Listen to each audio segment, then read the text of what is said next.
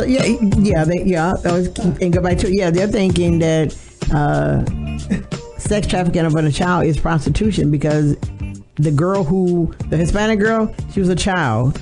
But you think about the perception to them is she lived in a one-bedroom house with a bunch of kids. Somebody had to bring in some money, so here she became a prostitute. She said she was glad to do it. Okay, so that perception is, she went out here on her own, underage, on her own. Let me go to be a prostitute so I can bring some in some more money.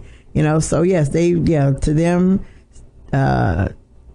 children having sex is prostitution in their minds. And you go back to, I'll let you know this. There's a girl in Killeen. She was on the show last year. She was nightly trafficked. And the police picked her up in Killeen at that time. She's in her late 20s now. But she was trafficked at night. They picked her up and arrested her for child prostitution. Nobody asked her any questions. She didn't get the questions. So it was an assumption. So yes, the people who saw this, they don't know. Child sex trafficking does not exist. It's prostitution. So I guess the 4-year-old child who got sold on Craigslist from her dad, probably, hey, excuse me, Dad, I need to go make some extra money.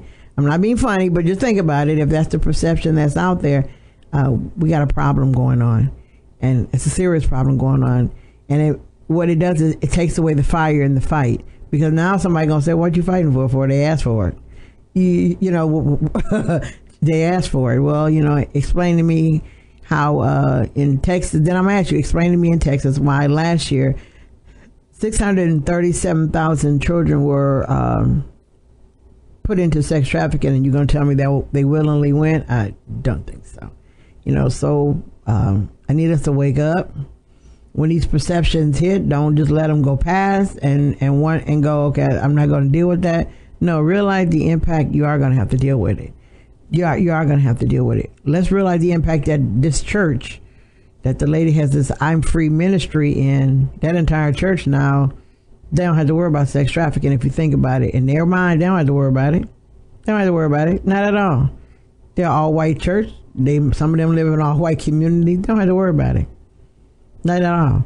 So imagine the nightmare that's going to happen when they realize they do have to worry about it. Imagine a nightmare when it's going to come, and I'm going to say it is, and hopefully it doesn't, when they realize what it actually is. There are going to be some confused people because right now they're kind of relaxed. Like a lot of people are. It doesn't happen in my neighborhood. It doesn't happen over here. Well, excuse me. You need to look at the documentary from the Attorney General's office because the documentary starts out with letting you know it happened in the Woodlands. And if you know where the Woodlands is in Texas, it's the rich people who know everybody on the street. Like I said, go to our Attorney General's website and you can see the video. The video lets you know that when it first starts, there's these people that live in the Woodlands. Like I said, that's exclusive neighborhood. They lived in a cul-de-sac, and they assumed they knew everybody in the area until one day one of them realized that in one day it was 24 cars at just one house. So these people went into instead of calling the police immediately, they went into this deep surveillance. They were taking pictures, they were photographing, filming. I mean, they went to, the whole thing and went to the police department with this issue and found out that there was trafficking going on at that house that they assumed that they knew everything going on and everything about. It was trafficking in there. So, it hit them smack bang because to them, we rich, we live in this area, we know all of our neighbors, we know the comings and going, everybody. None of this can happen. Well, it did happen. And they were forced to deal with a new reality of something that they knew nothing about, that they assumed, once again, that couldn't happen in their area. So like I'm saying, we need to know that child sex trafficking is real. Our children aren't playing, please kidnap me, please. Then I walk into the bus stop going, okay, as I walk to the bus stop, I don't want to go to school, I want to be picked up. No, that's not what's going on.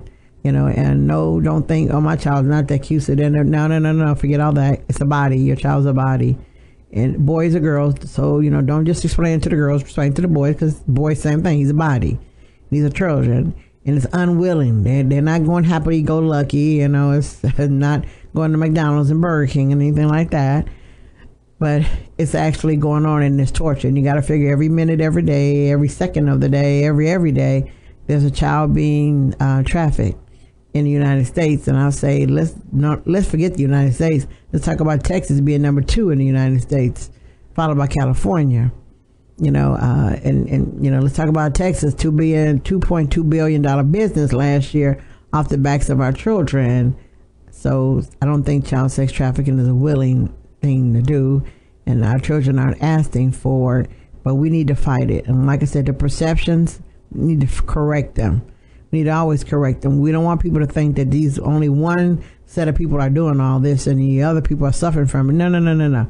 We need to know it's everybody doing it. You got, in fact, right now you have a truckers group that are truckers against sex trafficking. Why? Because a lot of trafficking is done at a truck stop with these big 18-wheelers. So they even have their own, truckers against sex trafficking, because they realize it's not it's not a willingly thing to be done. And let's not confuse sex trafficking with labor trafficking. They're different. Labor trafficking is when you bring women in, mostly to these massage parlors, and they're working there. They're barely fed there, but they're working there. Now some of them are both. Some people are labor traffic and sex traffic, which means if they work in some of these massage parlors or places like that, after the massage you can keep on going. So we need to remember that, that those two, and smuggling, and also remember, smuggling has nothing to do with either one of those. Either one. Smuggling, you paid your way to get to the United States, and you're taking your chances with your life of getting there or not dying in a truck or whatever. So smuggling has nothing to do with the other two. So don't even put them in the same family. So let's put it this way. Let's just have three different groups. We got a group of prostitution. That's it over there. You have child sex trafficking. Human trafficking is right there, and smuggling is over its own. So please never put all those together. No, they don't go together. They're not friends. They're not family members, and they don't mean the same. And the same people don't do them. They don't do them. So yes, I'm beating everybody up, but I got irate about the movie because I don't like a perception being that much changed to where it sounds like, like I said, the kids raising their hand, please, yeah, excuse me, but instead of learning math today, let's learn about prostitution. It doesn't happen that way. It doesn't happen. And, as we see it and read about it, we need to pay attention. And like I said, break the perceptions. When you hear about it, break it. Say, no, that's not what's going on. Break it. Stand up. Because remember, only we can protect our children, and let's not lie to them. Because we tell our kids, I'm here to protect you. We're doing a bad job of it right now. We really are. This isn't an issue that kids can stop. We adults have to do it. It has to be us, not the kids. It has to be, since it's an adult crime that they're committing on our children, then it's up to us to stand up and fix it. I'm going to ask everybody, does a child sex trafficker live next door to you? You're going to most likely tell me no. I'm going to ask you, how do you know? You're going to say, I know them real well. My thing is, do you know what goes on in their house 24 hours a day? 7 days a week? And you're going to actually have to tell me no. You're going to have to say no, because you don't know. You don't know. So, we need to think about that hard. A friend of mine was talking about yesterday that next door to her, there's 5 brothers that live in a house and none of them work. And when she said that, I'm like, excuse me, wait, what? She said there's 5 brothers in the house and none of them work. I'm like, 5 brothers that live in one house and nobody works. I said, so what are they doing? She goes, what do you mean, what are they doing? If none of them work and they live in that house, they all got nice cars in front of their house, they're not sitting there twiddling their thumbs. First of all, I can't see 5 men living in one house anyway, without the house being demolished but she said there were 2 shootings in the house. What people, shooting inside the house and shootouts at the house last year. We're like, well, have you ever thought they're doing something else other than hanging out in the house all day, just them? And she didn't think about what we were saying. And we're asking, so do you realize what you said? 5 men live in one house and none of them work. She goes, that does sound weird. Yes, it does sound weird. So what are they really doing? And she said, well, every now and then, a couple of girls come over their house and stay for a while and then leave. Okay, so we said, but something's going on in that house next door to you. Because we said, that's not even, no, I don't even see that. And I'm going to ask Joe, do you see 5 men living in the house and none of them work? See, Joe's like, no. It doesn't even compute. She didn't think about it. We did, like, doesn't make any sense. But I know I've been beating everybody up and all that, and I do it on purpose, and because I want us to be well informed. And we're going to shift gears a little bit there. About 3 years ago, during the month of June, Killeen had experienced a crime spree that was just ridiculous, and it was ridiculous. It just got totally out of control. Well, a group of young people, they were all in their 20s, they decided, you know what, we need to do something. We need to say something. We need to, let the community know that this is just not going to go down this way. There's better ways and things that we can do. So the group called themselves Stop the Violence, and they had a rally at Long Branch Park. It was very well attended. The one thing that was sad is that they sent flyers to every church in the city of Killeen and Heights. They sent a flyer to invite them out, because they wanted them to talk, because, preachers are supposed to be also the backbone of the community. Only preacher showed up was student minister Robert Muhammad from Austin. He was there. But anyway, at their rally, they talked about different ways of stopping the violence, different things we could do. The police department, KPD, a lot of the officers were there to talk to people, to ask questions. People had a whole lot of questions, but it gave the public time to talk. It gave people time to find out exactly what they could do. Because, when crimes are committed, it's not always the police better fix this. Sometimes we have to open our mouth. Every now and then, by sheer accident, we got to talk. We got to say something, and help stop it. Because police can't be everywhere, but we do live everywhere. So we got to kind of open our mouth and communicate too. Well, after that, I'm not going to say crime went down, but after that, the group went into action. And what I mean by action, they developed the Squash the Beef hotline. And what they wanted you to do was at that time to call that hotline if you felt there was going to be something happening between you and somebody else. And there was a way to mitigate it, to, kind of maybe stop it. You called the Squash the Beef hotline. They came out, talked to both of you, and talk about the real stuff, really what's going on, to see if they can mitigate it, stop it from happening, stop the police from being called, and just stop the violence of it going altogether. They were successful in doing what they did. They talked to a lot of people, who were having some conflicts, and who wanted to say, hey, what, we're so deep into the conflict, we can't see how to stop it. We can't see it. And sometimes you could be so deep into something that there could be something you could do, but you're too deep in it to understand and to get what you can do, and you're the one that can't do it anymore. Someone else has to. So they succeeded in doing a lot of Squash the Beef, which was great, and they stayed on it. So every year in June, we do have a Stop the Violence event. There was one last year, and it was successful. In fact, our station came out and really showed out for the Stop the Violence event, but it was still there. You still had people coming out. You had an officer, and I'll say his name, Officer Kyle Moore, has been there every year. So he's more of a community police officer than I'll say a lot of our officers are. I mean, there are probably others, but he's always everywhere where there are kids. And we've made sure that we've embedded into kids. You can call 911, be aware, be careful, and everything like that.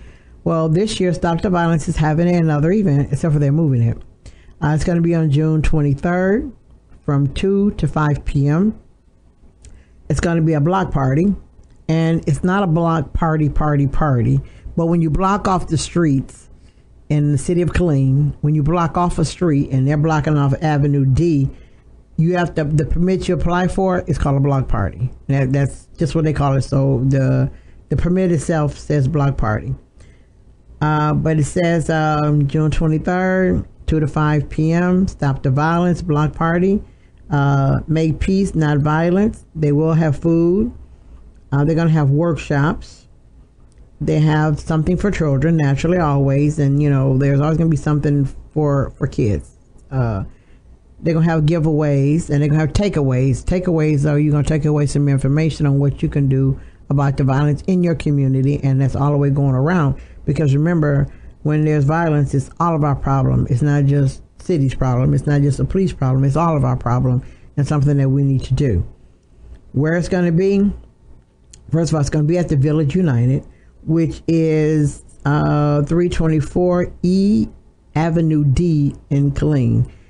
That's the street they're going to block off to for the block party to have.